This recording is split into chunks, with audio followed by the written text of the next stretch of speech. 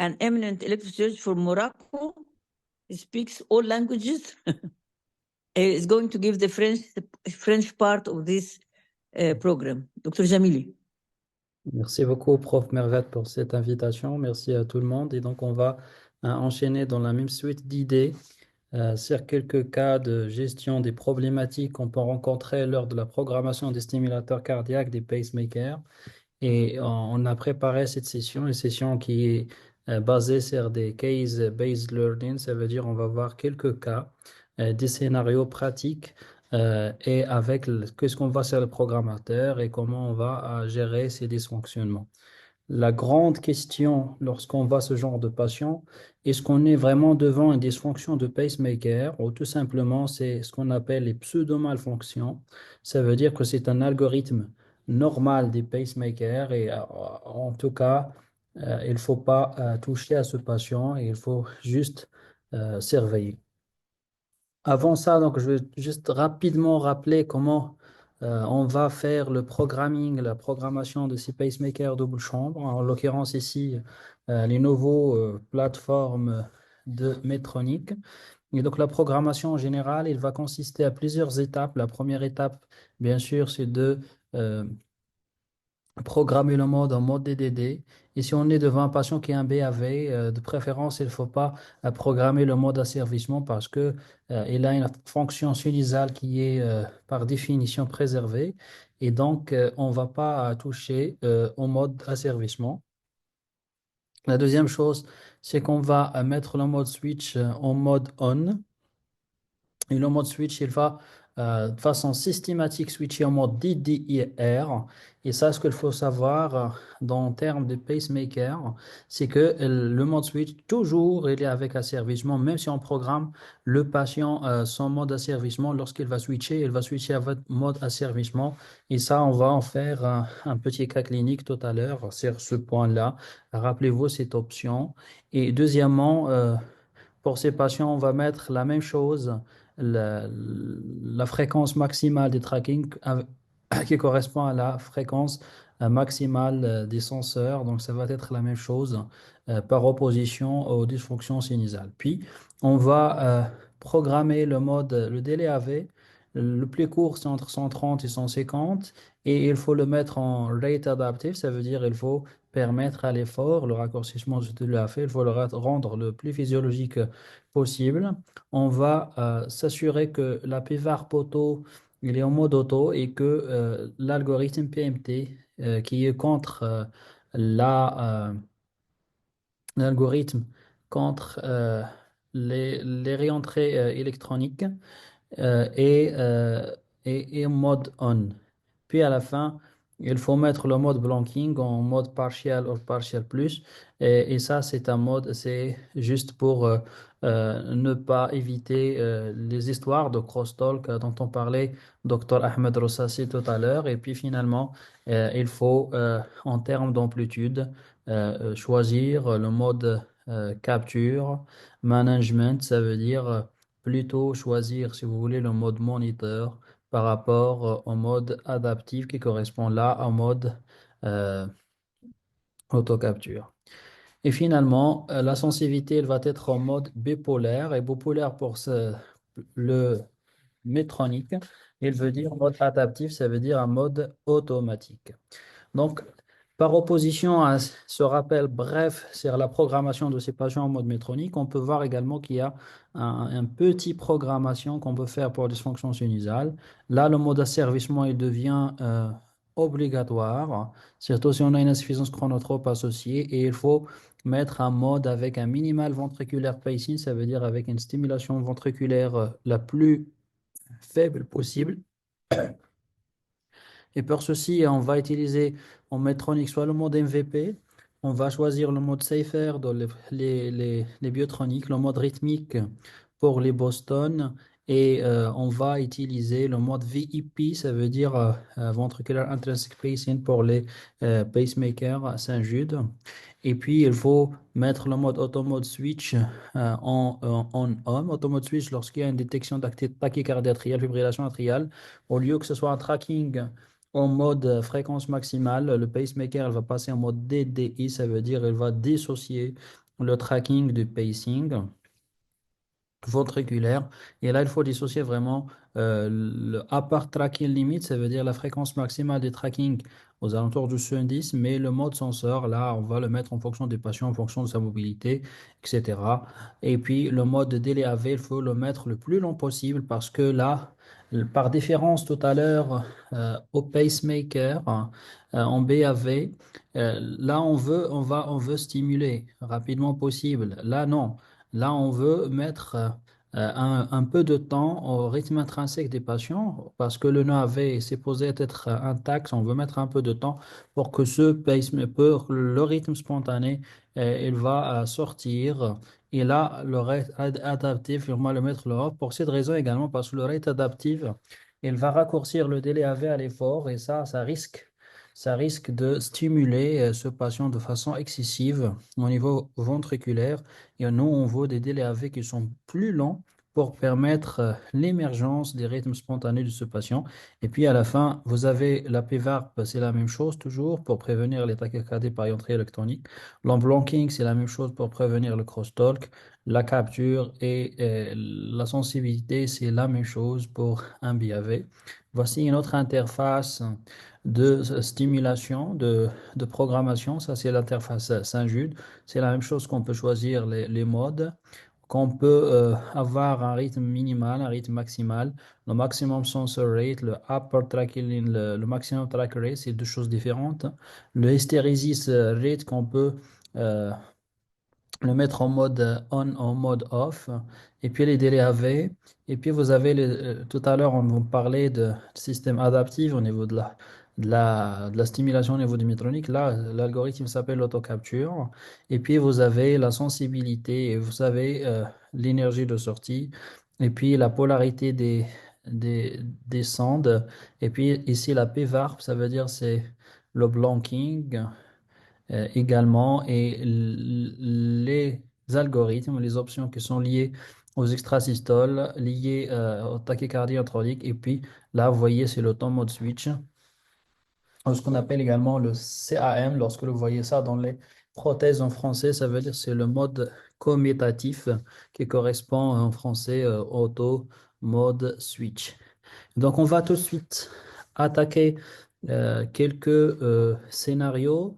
Ça, c'est un patient qui est implanté par un pacemaker double chambre, qui est programmé entre 60 comme fréquence minimale, 130 comme fréquence maximale du tracking, et il est entre 150 et 120. Et là, je vous rappelle que cette différence toujours entre le délai stimulé et le délai pacé.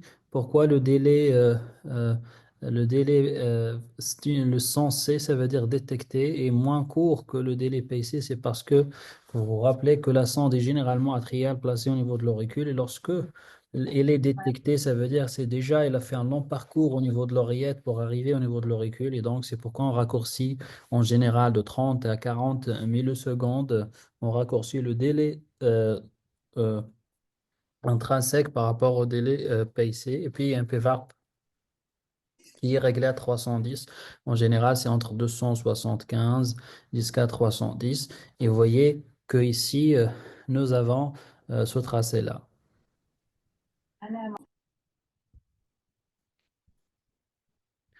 Donc, s'il y a des volontaires qui comprennent le français, qui veulent s'exprimer de façon interactive ou sur votre tracé, n'hésitez pas. On peut partager ensemble. Sinon, on va faire quelques commentaires. Donc, on va faire la description de ce tracé. On voit que nous avons un onde de P qui n'est pas précédé par un spike. Vous voyez ici qu'on voit des spikes très bien parce que la stimulation elle est programmée en mode unipolaire et que devant l'onde de P, on ne voit pas de stimulation. Et là aussi, vous avez un onde de P qui est intrinsèque, ça veut dire c'est AS. Si on va parler en termes de marqueur, vous avez ici un spike et un QRS qui le suit. Là, il commence à avoir quelques problématiques parce que vous avez un spike qui tombe directement au niveau de sommet de l'onde de P. Et là, on voit des spikes qui sont carrément non précédés par des ondes de P, chose qu'on voit ici qu'à la fin, qu'il y a une stimulation d'onde P et qu'il y a un QRS. Et ça veut dire que là, on voit rien.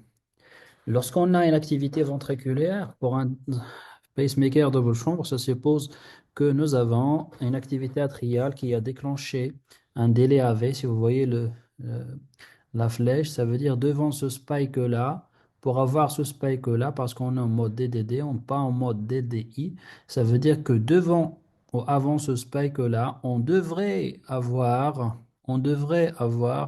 une activité atriale ici. Si on ne la voit pas sur le CG, on va vérifier au niveau des marqueurs, au niveau de l'appareil, qu'est-ce qu'on voit? Et regardez là, c'est une activité atriale avec un stimulé. Et puis là, vous avez un QRS qui est stimulé.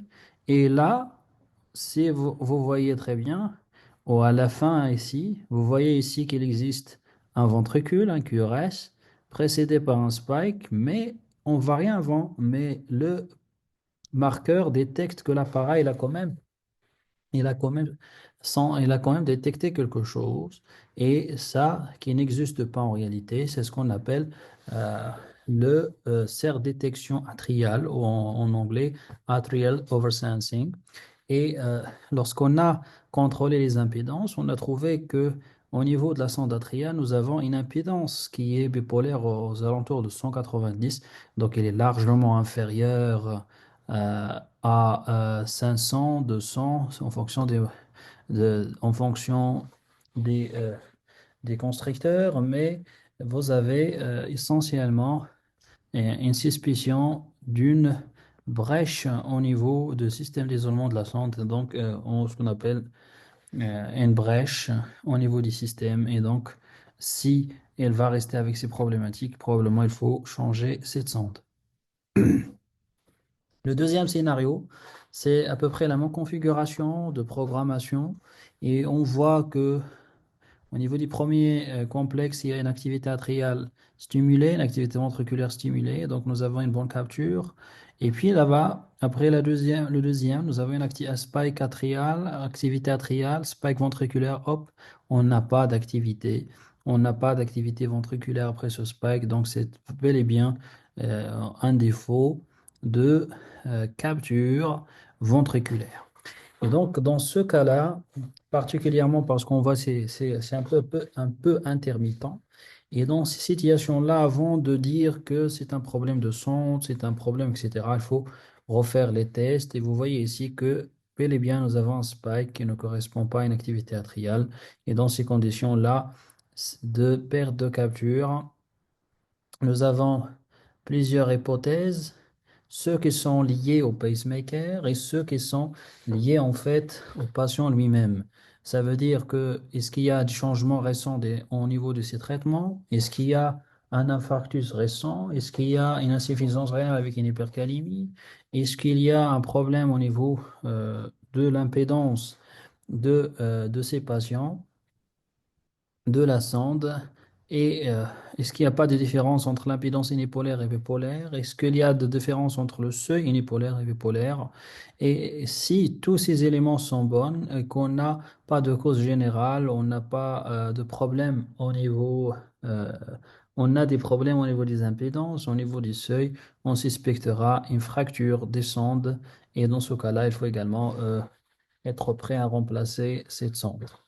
Le troisième scénario, c'est un scénario d'un patient âgé de 16 ans qui a été implanté par un pacemaker double chambre pour un BAV congénital, et euh, euh, qu'il accuse depuis quelque temps, lorsqu'elle a été vue au niveau en consultation, des maux de tête lorsqu'elle fait des exercices, et parfois elle se sent comme des lipothymies avant lorsqu'elle fait de l'effort. Alors que le pacemaker, lorsqu'il a été interrogé, on a trouvé que des seuils de stimulation, de détection des impédances, soit au niveau atrial, soit ventriculaire, étaient bonnes. Voici son tracé. Et donc, si on va décrire ce tracé, on va voir qu'il y a un phénomène qu'on appelle le phénomène en anglais de group beating. Ça veut dire il y a un groupement de battements qui va se répéter de façon plus ou moins identique.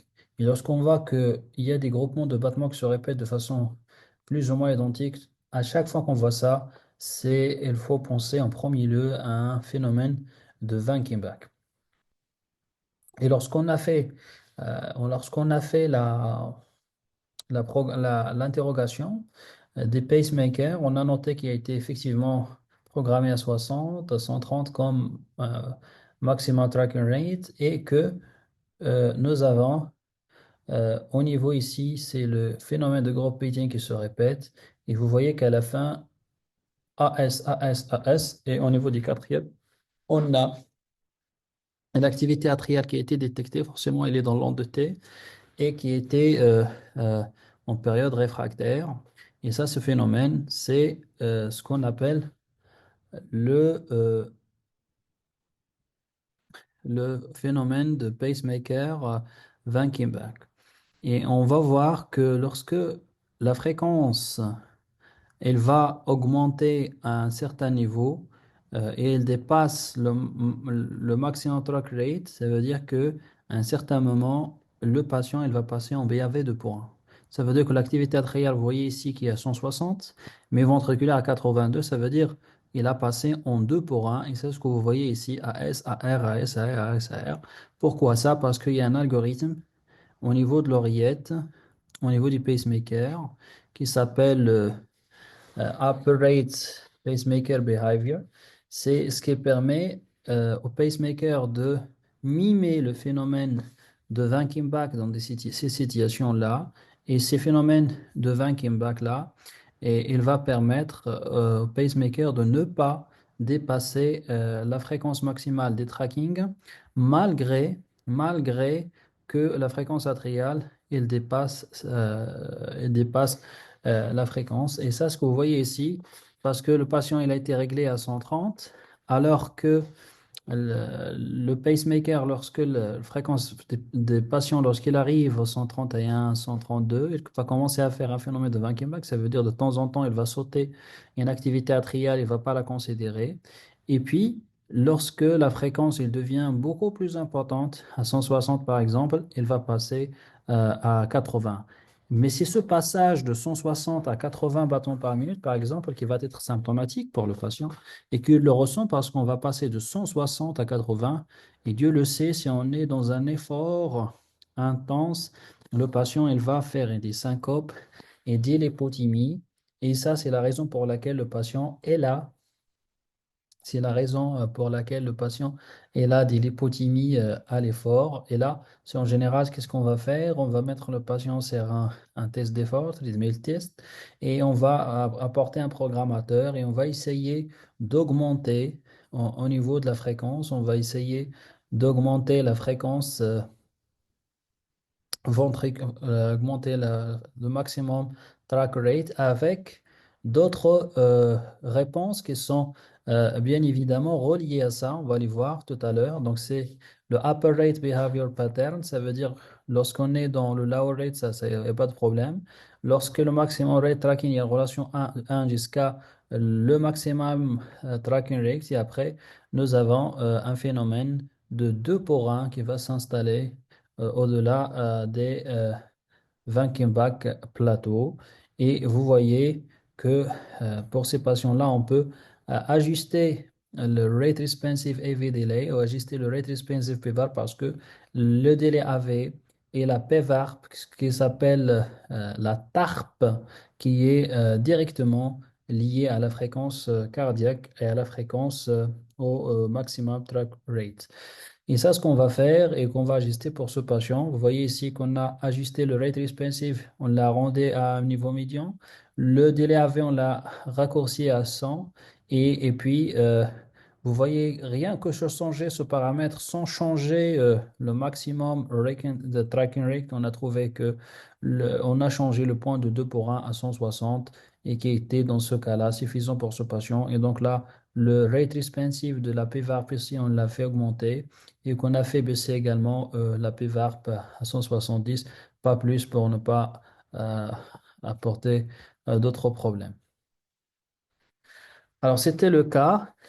Et le quatrième scénario, c'est celui d'un patient de 70 ans, 60 ans, pardon, qui a été implanté par un pacemaker double chambre pour BAV complet.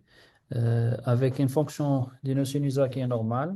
Il était asymptomatique. Il a été vu un mois après pour son contrôle de routine. Et au niveau de l'interrogation, on tombe sur ce tracé-là. Et qu'est-ce qu'on voit? Alors, la programmation, elle est standard. Mais on voit qu'au niveau de l'ECG, tout va bien sur cette première partie. On voit qu'il y a un nom de P, un QRS, un nom de P, un QRS. Et là, on voit qu'il y a euh, une dissociation en mode DDI. Probablement, on est en mode euh, AMS, ça veut dire que le pacemaker, elle a switché en mode auto mode switch. Et là, on voit qu'il y a des activités atriales qui sont détectées au niveau de la période réfractaire, ce R-là, c'est R-là qu'on voit. Et en réalité, on ne le voit pas hein, au niveau du QRS, mais lorsqu'on va regarder au niveau des canaux atriales, on va se rendre compte qu'il y a une activité AS qui est détectée et que lorsque le QRS il est là, il y a une activité atriale associée qui est comptée dans les compteurs des pacemakers et qui se justifie pour lui de passer en mode auto switch. C'est ce phénomène-là, là c'est en vidéo si vous voulez, c'est beaucoup plus clair. Là c'est une activité qui va entrer avec cette activité détection, on va dire une détection de ce signal atrial, détection de ce signal atrial qui correspond, qui coïncide avec le signal ventriculaire et ceci est vraiment n'est pas un signal normal, c'est un far field de signal ventriculaire qui était certes détecté au niveau du canal atrial. Et ça, ce phénomène, ce qu'on appelle le far field airwave au niveau des canaux atriales. Et donc, le deuxième, c'est le signal du ventriculaire qui est détecté au niveau, comme far field au niveau du canal atrial. Comment on va régler ce problème? En général, on a deux façons de le faire. La première façon, c'est euh, la plus commune, on va dire. Ça veut dire qu'on va essayer de ajuster la sensibilité. Si nous avons des ondes R ventriculaires qui sont bien détectées, et là, des ondes de P également qui sont bien amples pour permettre de faire un ajustement de la sensibilité. Et en tout cas, on va augmenter la valeur pour ajuster la valeur de la sensibilité. On va l'augmenter pour régler ce problème au-delà de l'amplitude de ce signal de far field. La deuxième chose, c'est qu'on on peut calculer la distance entre l'onde A et la distance entre ce far field ventriculaire. Et quand c'est le cas ici, 60 millisecondes à peu près, entre l'activité atriale spontanée et ce fameux far field, et qu'on va élargir le blocking ventriculaire de la sonde atriale par 70 millisecondes, par exemple, au niveau de ce cas-là. Et ça également, ça va permettre de régler le problème. La deuxième option, c'est dont on a parlé tout à l'heure, ça veut dire qu'on va diminuer diminuer la sensibilité, on va augmenter la valeur de la sensibilité pour permettre de ne pas voir ce far-field ventriculaire complètement et de ne pas passer à tort en mode switch. Je vous rappelle qu'en mode switch, c'est un mode DDIR de façon systématique et qu'il n'y a pas de tracking auriculo-ventriculaire de synchronie. Parfois, certains patients, ils peuvent être symptomatiques dans ces conditions. Le cinquième scénario, c'est celui d'un patient âgé de 55 ans, implanté par un BAV troisième degré, par un pacemaker double chambre, et que quelques semaines après son implantation, elle va commencer à sentir des palpitations de façon fréquente, et alors qu'il n'avait pas. Et regardez ce qu'on trouve au niveau de son interrogation. On voit bien qu'il y a une activité atriale énorme en termes de fréquence et donc les compteurs vont exploser par AR, ARR, etc. Et puis nous avons une activité ventriculaire qui ne suit pas la fréquence ventriculaire et qui est, si vous l'avez remarqué très bien, vraiment au maximum track rate à 140 Et là, on est bel et bien au niveau d'un mode, au niveau d'un maximum tracking avec une fibrillation atriale associée. Et ça, c'est ce qu'on notait tout à l'heure. Et que vous voyez que le moto auto switch, parce que le patient est symptomatique, pourquoi? Parce que le mode auto mode switch, il était en mode off et qu'il faut l'activer. Et parce que également, vous avez le mode DDR, ça c'est juste une explication dont on a déjà fait.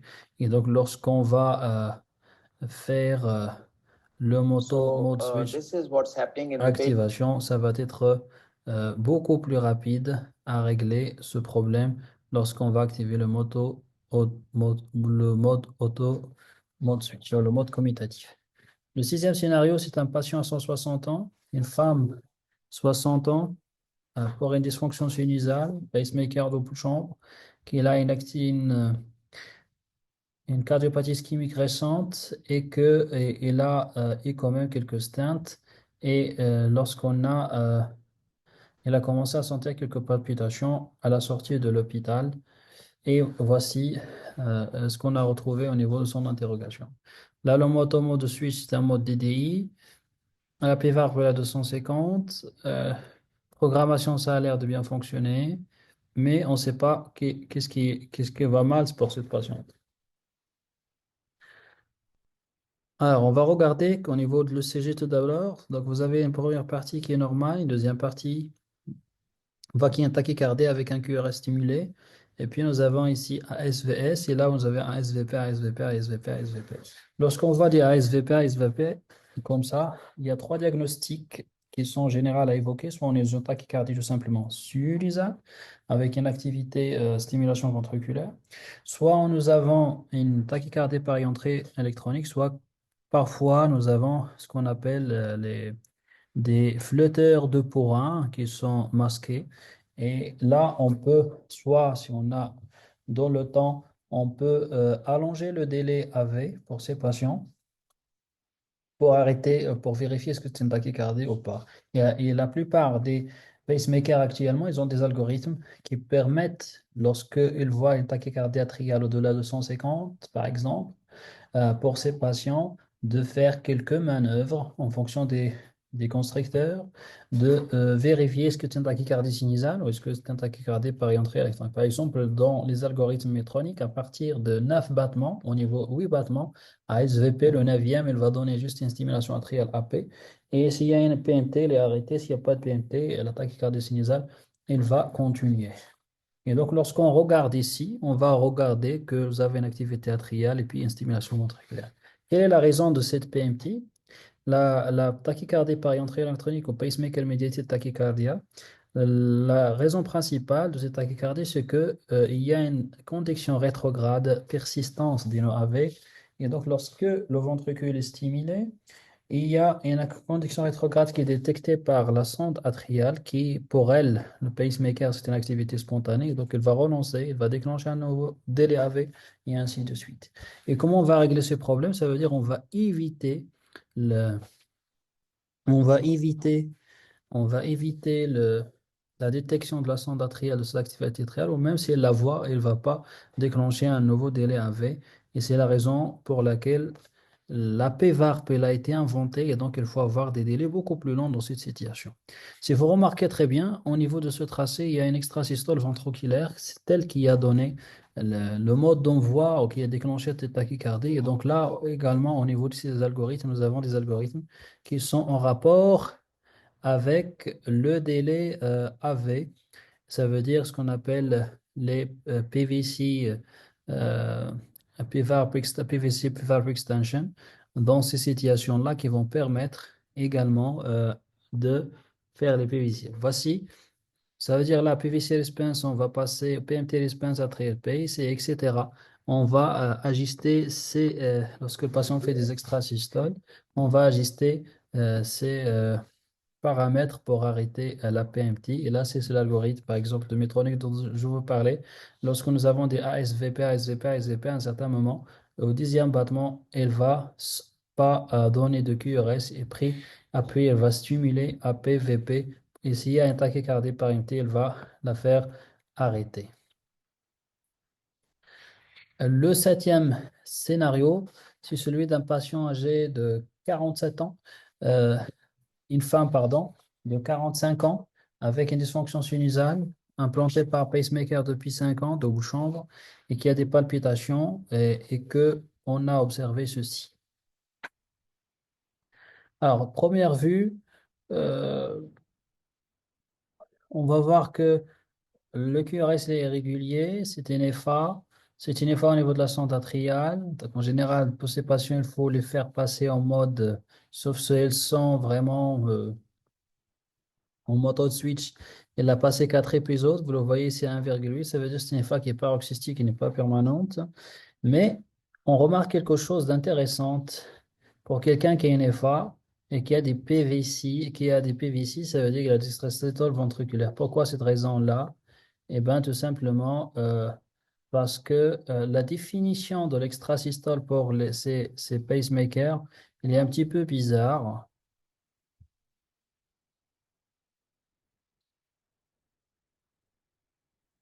La définition, tout simplement, c'est des airwaves qui ne sont pas précédés par un événement atrial.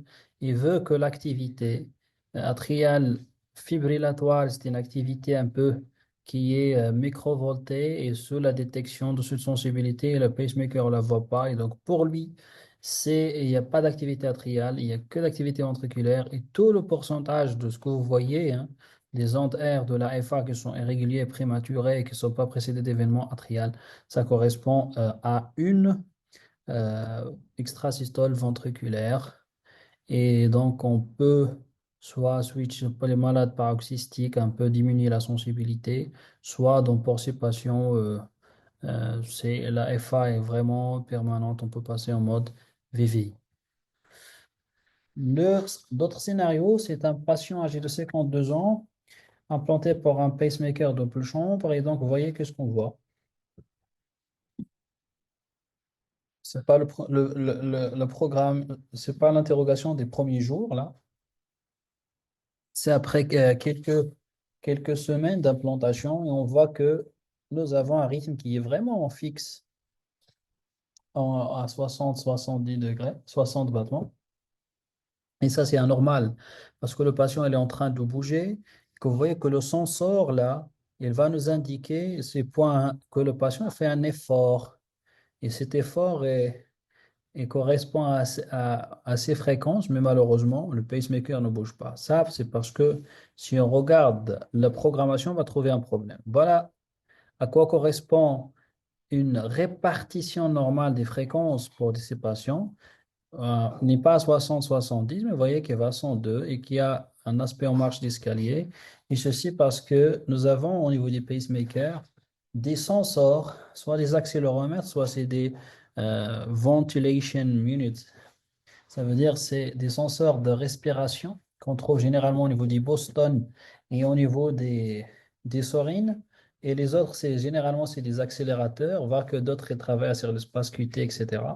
Et donc là, ça va en permettre d'ajuster le niveau d'effort qu'il le faut et sa pente pour que ces patients essayent de mimer leur effort, le pacemaker pour augmenter leur fréquence en fonction, de leurs besoins. Et pour ceci, nous avons quelques paramètres qu'on peut ajuster. Déjà, il faut activer le mode euh, asservissement. Vous voyez, le mode DDD ici, il faut le changer en mode asservissement. Et puis, on peut également changer d'autres paramètres qui vont dépendre ici, qui vont dépendre des slopes, ça veut dire ils vont dépendre de la pente qu'on va utiliser. Et on ne va pas aller voir des pentes qui sont très élevées, mais on va utiliser des pentes, par exemple, plus 0,5, plus 1, c'est généralement un niveau médian et largement suffisant pour ces patients pour répondre à leurs besoins physiologiques. N'oubliez pas que ces patients, plus ils sont jeunes, de ils auront besoin des pentes qui sont un peu élevées. Il faut faire attention dans certains pacemakers, enfin, ce n'est pas la même signification. Par exemple, parfois c'est le nombre croissant, c'est l'augmentation de la pente, parfois c'est le nombre décroissant qui correspond à l'augmentation de la pente. Et donc il faut vraiment se référer à chaque constructeur. Et vous voyez ici, quelques semaines, 3 mois après cette programmation qu'on a changée, on trouve que le patient vraiment il retrouve un aspect dont on a décrit tout à l'heure et qui est typiquement celui d'un patient qui est bien asservi. Je pense que c'est le dernier scénario qu'on va voir ensemble aujourd'hui et c'est celui d'un patient qui a été implanté par un Medtronic et lorsqu'on regarde qu'est-ce qui se passe au niveau des épisodes, on trouve qu'il a quand même mentionné qu'il a une tachycardie ventriculaire non soutenue. C'est bizarre parce que c'est un patient qui s'est implanté à l'avance et qui n'a pas de notion de tachycardie ventriculaire, qui a une fraction d'éjection qui est conservée.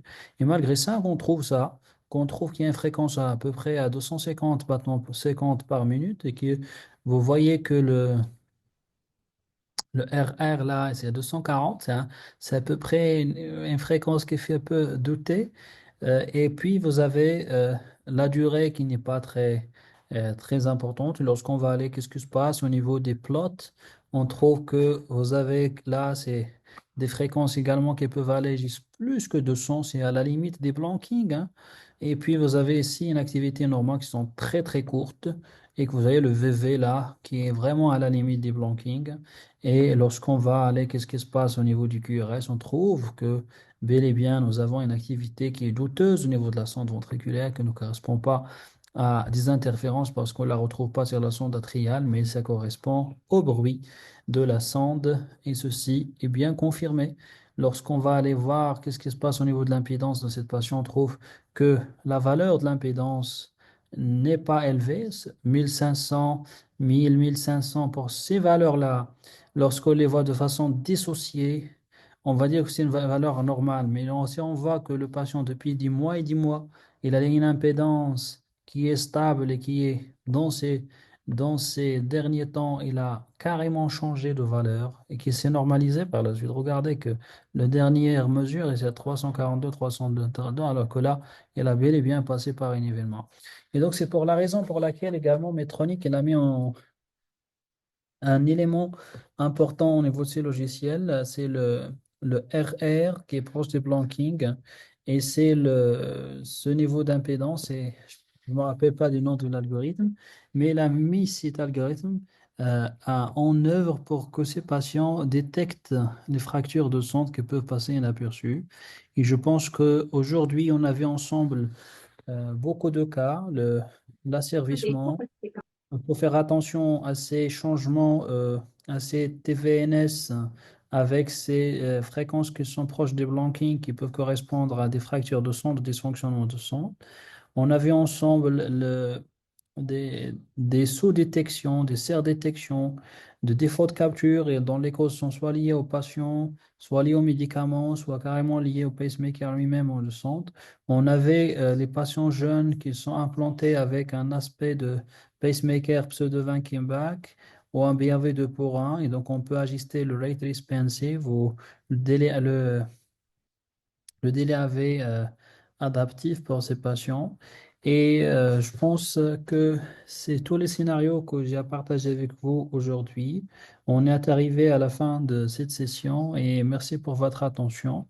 Et si vous avez une question, je suis à votre disposition. Merci beaucoup, Dr. Jamili, pour l'excellente présentation sur la programmation et le dépannage de pacemaker. Merci beaucoup, professeur Miabat. À la prochaine. À la prochaine. شكرا جزيلا دكتور جميلي.